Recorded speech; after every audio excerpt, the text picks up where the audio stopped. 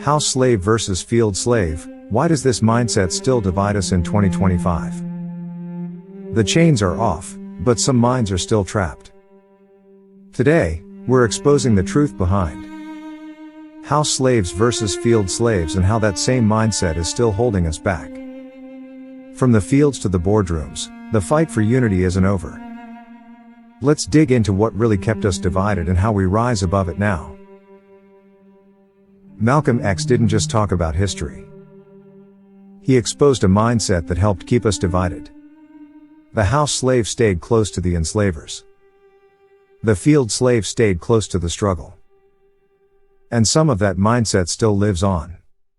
In the days of slavery, not every enslaved person did the same kind of work.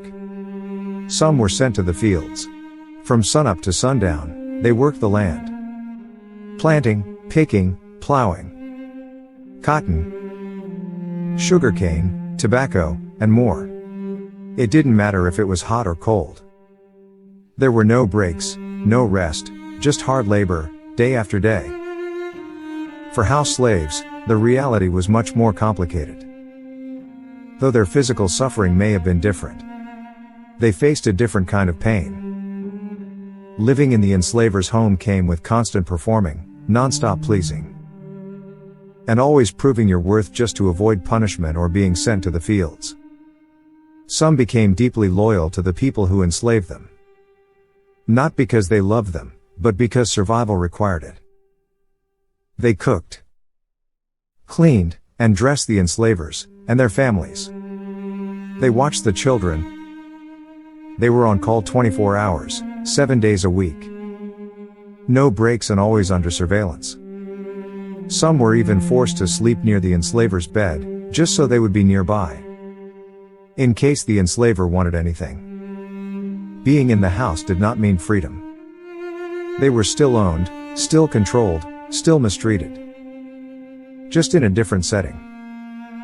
Imagine being 14 years old, standing at the foot of your enslaver's bed, hoping they don't call your name, hoping you stay invisible.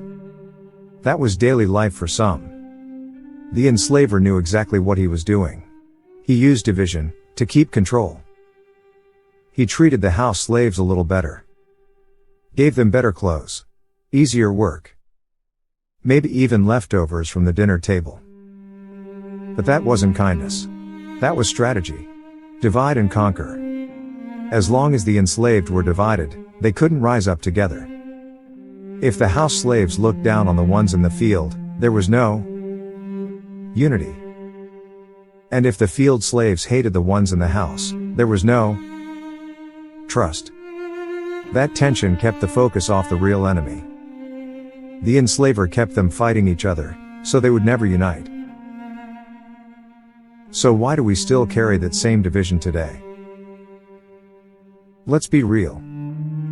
Working in the house or in the field didn't automatically show where your loyalty stood. Some of the ones in the field were the first to warn others when danger was coming. Some in the house risked everything to sneak food to the folks out back. But not all did. Some in the house, and some in the field shared secrets and exposed escape plans. And because of that, people got hurt.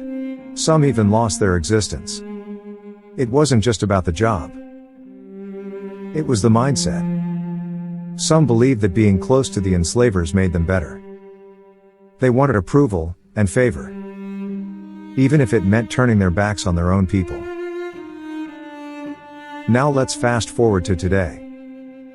What would Malcolm X say if he saw us now? That same mindset didn't disappear when slavery ended. It just changed clothes. Some folks still go against their own people just to get a pat on the back. They get on TV and talk down on black struggles, just to make others feel comfortable. They ignore injustice, act like racism is over, and say things like, just work harder. All to protect a job, a platform, or a brand. We still have people with that house mentality. Not because of their professions, but because they would rather be accepted than respected. That's a wrap, History Seekers. Catch the full story on YouTube. Thanks for watching. Peace and love.